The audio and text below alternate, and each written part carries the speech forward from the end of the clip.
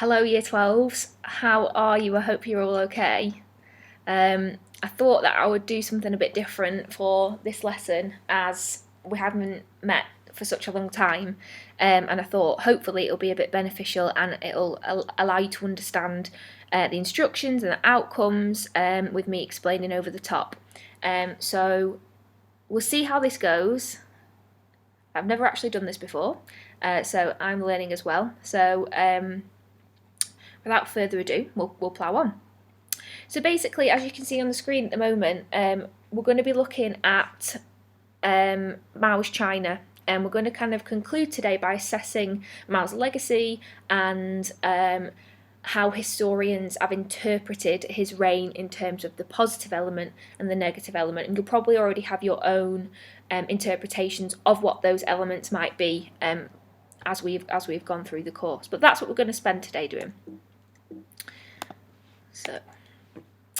So Mao passed away on the 9th of September 1975, and Mao ruled over China during this time for about 27 years, and China transformed itself from its old nickname prior to 1949 of the sick man of Asia to a huge significant international player. And you can see down at the bottom there, I've put, what problems does this pose for a historian investigating Mao's legacy? It poses a lot because obviously within that time Mao transformed China into this huge industrial power, but he did that at the expense of millions and millions of the Chinese population. And you can see the figure that I've put up on there is quite staggering, and that was due to some of his policies that went wrong, for example, that resulted in the famine, but also a lot of the persecution of opponents and so on and so forth. So we've kind of got this difficulty in assessing Mao's legacy there. But how can we assess it? So on the left hand side you can see I've put a little bit of content there, which I'll leave you to kind of read through yourself, so feel free to pause this. But the leader after Mao was Deng, and he was really careful to avoid treating Mao like Khrushchev did with de-Stalinisation after 1953, because he was worried about the legitimacy of his own rule. And as I've already said, the issue for historians is separating the human suffering from the actual achievements of Mao and the revolution. And you can see another really important point in that second bullet point in the green box there is that as time passes, the way in which history is interpreted also changes. And we'll talk more about this in the coming weeks when we move on to look at your coursework unit. But history is presented in different ways, and usually the pattern that follows after a historical event is initially we get what we call a traditional view, or an orthodox view, where historians are using material that's available to them within that time. They're influenced by the context of that time, and so on and so forth. And a lot of what comes out from the orthodox view of Mao is that it's the huge catastrophic impact of Mao's Great Leap Forward in the famine, the mass persecution of opponents. But what happens is, and is happening more recently, is a revisionist view is emerging, where historians are tending to see the revolution in more of a positive light. So we've got to bear that in our mind when we are ourselves assessing Mao's legacy. Here we go. So another kind of pause and reflect here. Just consider that question. Jot down a couple of ideas. Why does the 2007 monument of Mao at Changsha portray Mao as a young man of 32 rather than the elder statesman that we would see, on the front of books in the traditional propaganda? Why did they decide to do that in 2007?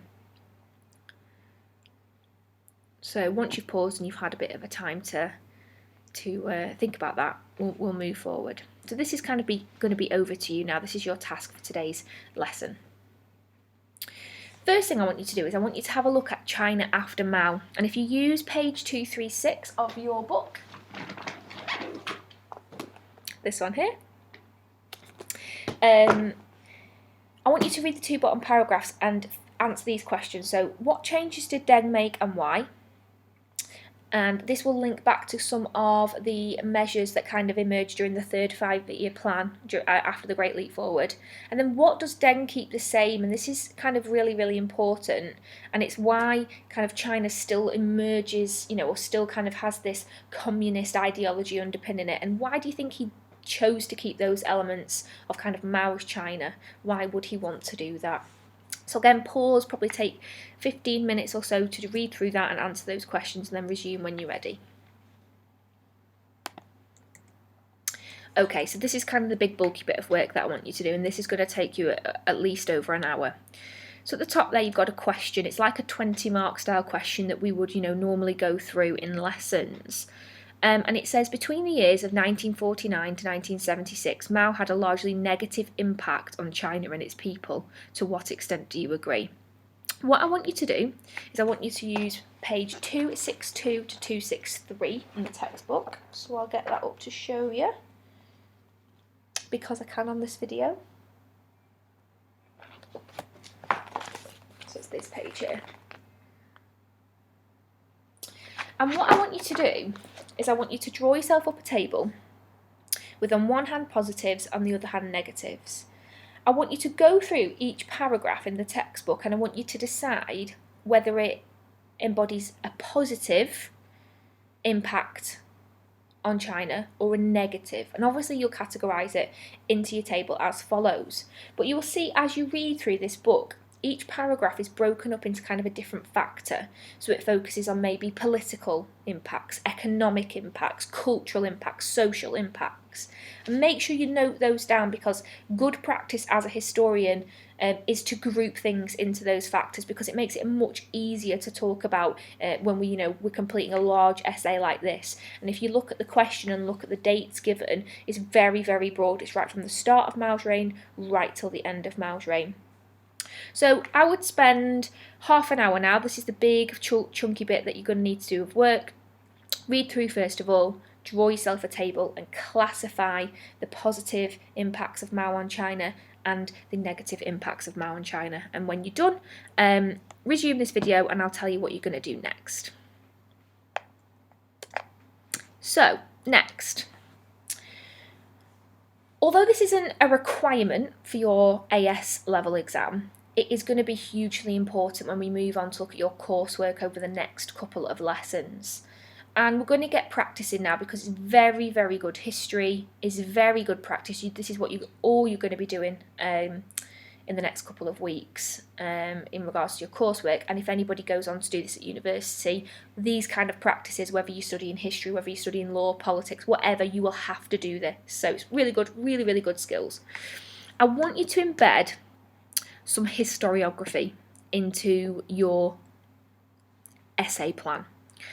So I want you to go back through the textbook. I want you to go through the books that I have given you. I want you to go through the internet. Some of you have got the Frank Dakota books, some of you have got, all of you have got Wild Swans, and I want you to skim and scan. You might have to go through like the index, or you might have to kind of go through the contents to find a bit that you want to use, but I want you to use the argument of a historian and embed it into each side.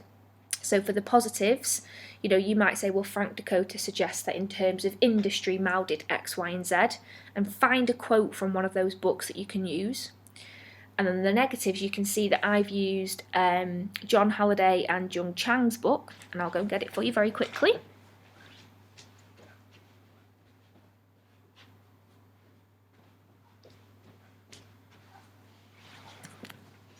There you go.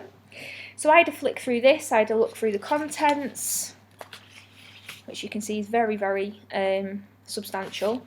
They've also got lists of keywords at the back, references, and I went and found some negative information, or a negative argument about Mao. And obviously Chang and Halliday take a very negative view of Mao and his policies anyway. So that's why I thought I would use that. But I want you to get that, and I want you to add it onto the bottom of your table, ready to embed in your argument. So this is going to be hard. It is hard. It's a process of finding materials. It's what you're going to have to do when you go to university. You won't be given things like you are at college and A level. You have to go and find it for yourself. So it will take you about a good hour, I think, finding those materials, but a good at least couple of sentences, like you can see on the one that I've done there, to support your argument from the view of a historian. And when you've done that, resume the video and I'll tell you the final thing that I want you to do.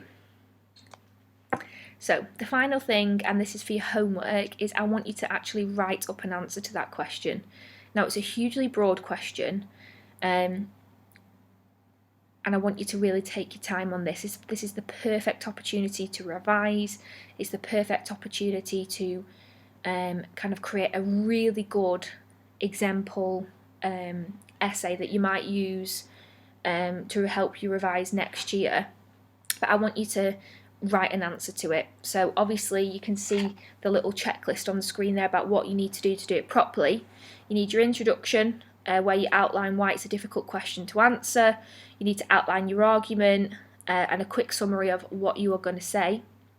Then you need the argument that's presented in the question, and if you have a look again, it says that Mao had a largely negative impact, so you'd want to examine the negative impact first. Then you present your counter argument, which would obviously be positive in this case, and then your conclusion. And remember, think about all the criteria that we include in our conclusion. How, summarising your argument, what's the criteria you've reached the argument on, and then if you can, embed the work of those historians that you researched within the argument and counter argument section. It shouldn't be a separate paragraph for those, that should be embedded nicely throughout. So that is your homework. It's going to be due in next Friday. If you can send that to me via email, that would be great, and I'll mark that and get it back to you. If you've got any questions, send me an email. Hopefully this video works this time. Give me some feedback. Was it useful? Was it not useful? Anything at all. And hope you're well. Take care. And hopefully we'll see you soon.